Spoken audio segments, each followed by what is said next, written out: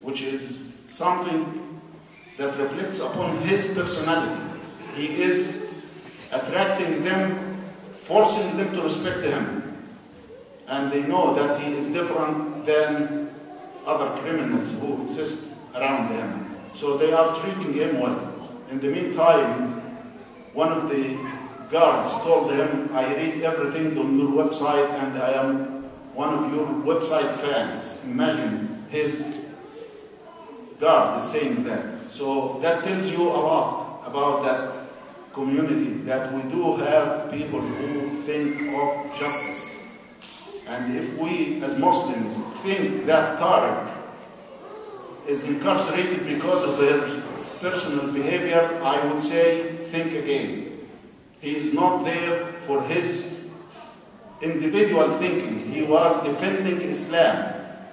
He was defending his religion. And he was expressing, unfortunately, he is American born. So his understanding of freedom is different than mine. Me and you who immigrated into this country have different meaning for freedom. For him, he is American born, American raised, American educated. His thinking of life, as long as you don't hurt other people, you could say whatever you want. And that's what they are catching him on.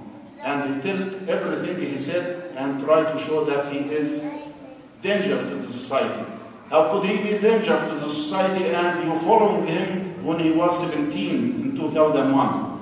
They followed him since 2001. He was 17. And what did he do to hurt the society?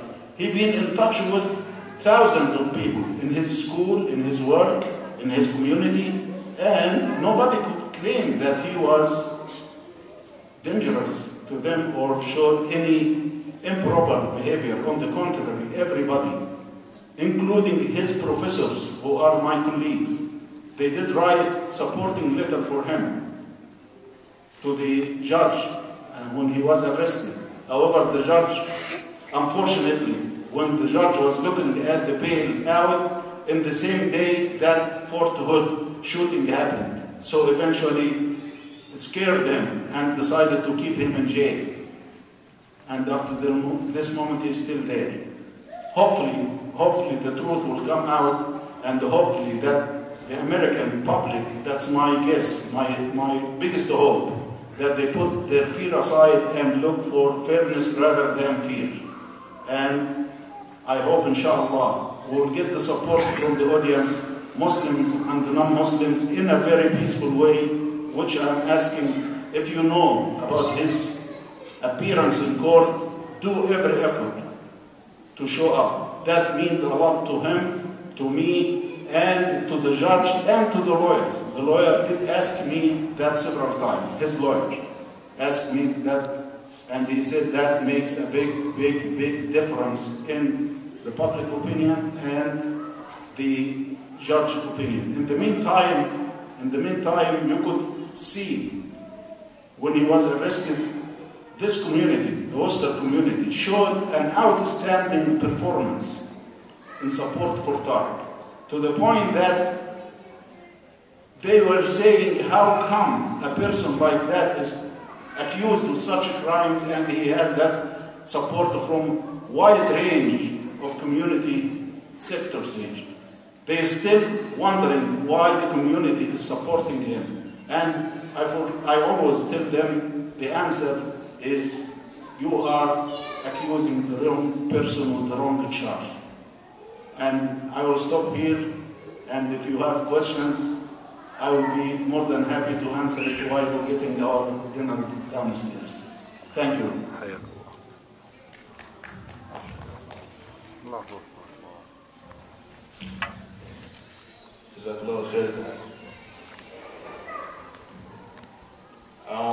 I'd like to share, before introducing our next speaker, who is going to speak for a lengthier segment and who will go into detail about the charges being brought against Tarek, I'd just like to share a conversation that I had with Tarek not that long ago. And it occurred to me that, you know, as Tarek calls my parents and I, which he does this every day during his hour, his 1 hour that he has out of his cell, one single hour, he would never complain Tarek never complains, he never like shows any signs that this is a burden on him. If anything, I think any of his concern that he conveys in our conversation is for the other brothers and sisters who face similar charges but who don't have people to support them. So it really struck me that he never complains. And so I told him at one point, I said, I know that you may not be able to complain to mom or dad because, you know, it's tough for them to like see you in pain and to see you frustrated. But you could tell me and I will, you know, you can vent to me. And I won't tell them, but at least you can have an outlet. And he gave me a really astonishing answer that helped me to see exactly how he views his current situation. He told me that he doesn't have any complaints because he fully believes that Allah will remove him from his test when the time is ready, as long as the dua that are made for him are made with the fullest intent, are made with the strongest conviction that Allah inshallah will release him from his prison. And it astonished me because in my limited knowledge I didn't realize that we as Muslimin had so much power over the strength of our dua, that simply our conviction in making our dua, our confidence that Allah would answer our dua plays such a strong role in how likely that dua is to be answered. You know, and the point that Tarek was trying to make to me was that, you know, what he would love to see more than anything else is for the letters that he receives. And again, we would strongly encourage you to continue writing letters because they are, in Tarek's words, the most important things that keep his spirit afloat these days. But Tarek was saying that in the letters that he receives, rather than people telling him how sorry they are that he's in this position, he would very much love to read in these dua confidence that he will be released. Because inshallah, that confidence is what will contribute to Allah releasing him sooner, inshallah. So when we're confident when we make our dua. So, and he was telling me that it was, you know, it's an example of that is when Prophet Musa alayhi salatu wasalam, when he made the dua to have the seas part. And he was saying that a miracle of that magnitude simply shows how strong Prophet Moses, his conviction was that Allah would answer his dua. His conviction was so strong that his dua was answered by parting the ocean, parting the seas. So if we take that in mind whenever we make dua, then inshallah we can accomplish a lot more with our prayers than we might otherwise think. So I always like to encourage people in light of Tarek's experience never to underestimate what the words or the writing of one individual can accomplish. So please make dua confidently that Tarek will be released soon and safely, and inshallah Rabbina will answer that dua swiftly. Assalamu alaikum wa rahmatullahi wa barakatuh. A'udhu billahi minash shaitanir rajim.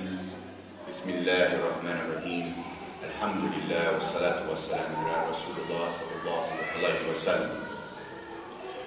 Allah subhanahu wa ta'ala says in the Quran, Bismillahir rahmanir rahim. إنما ذلكم الشيطان يخوف أولياءه فلا تخافوهم وخافوني إن كنتم مؤمنين. And what means in translation, it is only the Satan, the shaitan, that suggests to you the fear of his helpers and companions. But do not be afraid of them, but fear me if you believe. Good evening, brothers and sisters, and thank you for having me this evening